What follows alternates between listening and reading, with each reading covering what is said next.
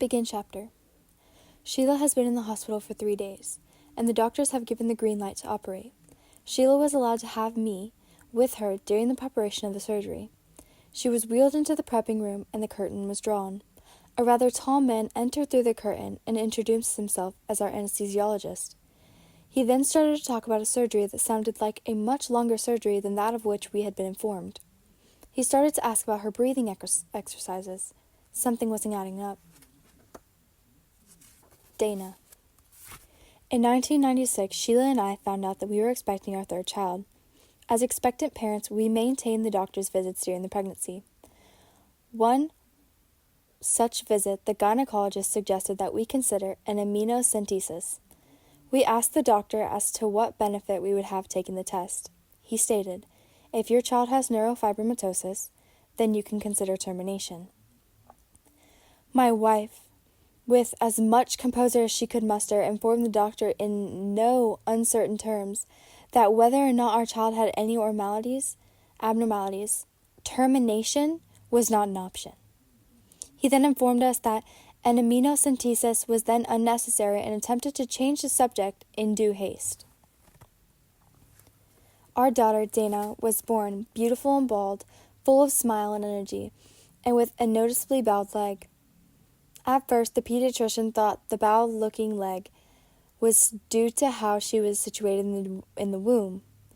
He had informed us that her legs were probably crossed over one another, and that it would most likely straighten out by the time of the next office visit.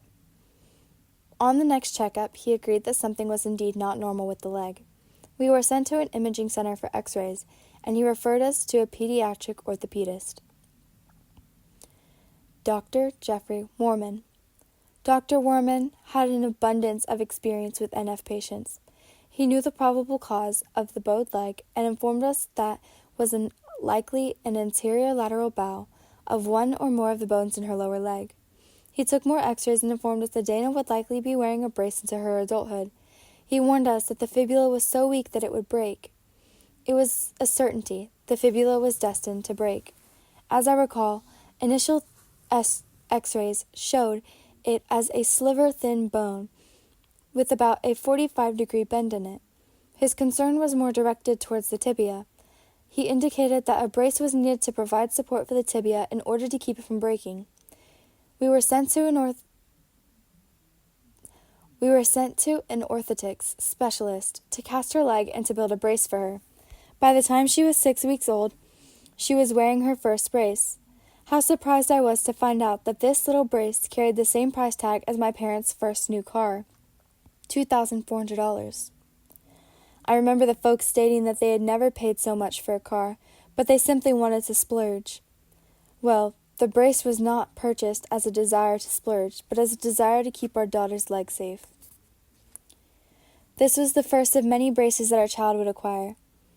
Her pediatric orthopedist informed us that during her developmental years she must never take her brace off to walk, run, or dance. Any and all activities must include the brace.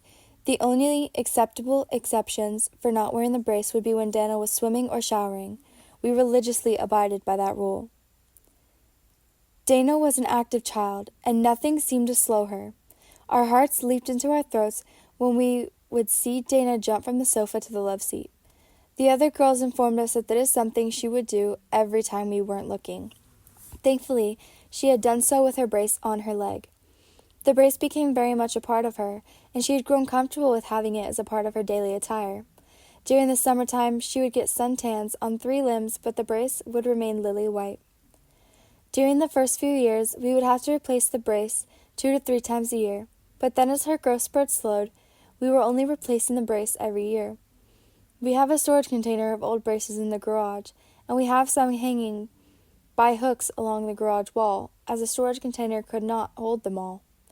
The design of the braces changed as she grew. The first one went to her thigh and had a non-movable foot piece.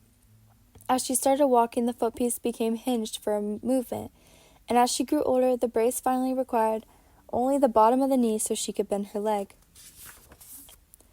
When she swam, she would take the brace off and crawl hands and knees over to have one of us carry her to the pool's edge. When she was about 2 years old, she fell. I probably should explain that we once again had a dog, Jack. Now Jack was a lovable old soul, and he loved the girls. He took turns sleeping in each of their rooms. He was forever gentle, and he loved walks. There was one thing that Jack had that in a sense made him more family member than pet. Jack was a rescue dog, and when we got him, we noticed that he had one very bent leg. The wonderful workers at the rescue place had informed us that he had been neglected and possibly abused in his puppy life. The bent lower leg was from a break that healed wrong. The leg carried him, and thankfully he weighed only about 40 pounds. When he ran, he would sometimes lose control of his motion and struggle to stop, or sometimes tumble as he stopped. Jack loved to chase deer and run regardless of his leg. When the weather turned cold, we could tell that his leg bothered him, and when we tried to make him as comfortable as possible, whether his leg hurt or not, we would never turn down a walk. He loved to run around in the yard. Jack was outside on this particular day, and the bus was about to arrive, bringing Sarah and Gina home from school. Dana and Sheila had gone out to meet them as they got off the bus. Gina was 4 years old, and Sarah was almost 7 years old at the time. As Sheila and Dana walked to the gate to greet the girls, Jack came sailing out around the house, apparently not wanting to be left out. Running at full speed towards the gate, Jack stumbled. He slid into Sheila with his head hitting the backside of her knee, causing her to fall forward, and his rear feet and tail section whipped around the side, knocking Dana for a loop as his body rolled around under her body. Dana gave a cry and cried.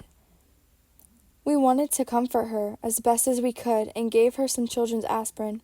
We were naturally concerned about her leg and took the brace off to look for any bruising or unusual bumps. All seemed to be okay. We had an appointment with her pediatrician for cold-type symptoms later that afternoon, and we mentioned her tumble that occurred about an hour before. Of course, even the pediatrician was concerned about her leg. He gave her a once-over and asked her to take the brace off so he could look at her leg, and as thoroughly as possible felt for abnormalities.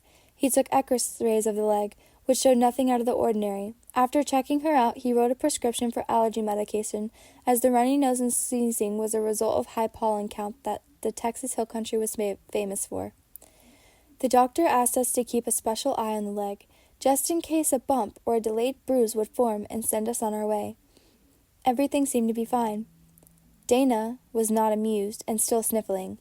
We attributed the sniffles to allergies. Dana continued to cry from time to time during the next day for what appeared to be no reason. Concerned, we set up an appointment with her orthopedist, trying to book a last-minute appointment resulting in seeing his physician's assistant, but we took the appointment. Again, all of our concerns were for her leg. The doctor checked the x-rays taken the day before and determined that she had not injured her leg, and we went home. Another day went by. Dana, sniffling and half crying, seemed more bothered with pain this day than during the previous 2 days. I decided to give her a back rub. In doing so, I called Sheila and had her feel Dana's shoulder. Something seemed wrong. We took Dana to the emergency room. At the emergency room, even more x-rays were taken, but this time of her shoulder. As it turned out, she'd broken her collarbone. Who knew? We were all so preoccupied with her leg that we never bothered to think that something else might have been the problem. I had to explain to the doctor on duty that we had not stayed home for 3 days because we came to the emergency room. I made certain that he knew that indeed we did go to 2 doctors prior to the emergency room and did our best to explain to the young doctor that Dana had an arterial lateral bow to her tibia. I am guessing that the doctor verified our story with at least one of the doctors we had seen the day before, because he left the room suspicious, but after being gone for 15 minutes, he returned with a much more accommodating attitude. The anterior lateral bowing of the bone is common occurrence in individuals with NF1. Often, if the bone were to break, a halo cast would possibly need to be installed. This type of apparatus was designed by a Russian orthopedic surgeon named Gavril Ilavarzo in 1960s. It worked to pull the bone pieces together to try to get them to heal. The problem with the bone is that if it is bowed, then it is likely because it has neurofibromass within the bone itself, so the bone is weak and brittle. When there are neurofibromass in the bone, it is not likely to heal fast or well. Often, a broken anterior lateral bone requires a surgeon to amputate the leg, As our little girl grew, she exchanged one brace for another and developed pretty well until she was about 5 years old. Her fibia has long since broken and most likely dissolved away. It had been so thin that she most likely never experienced any pain from the event. However, a developing leg, as we soon learned, needed the second bone, because by divine purpose and design, it keeps the ankle from turning, and it provides stability.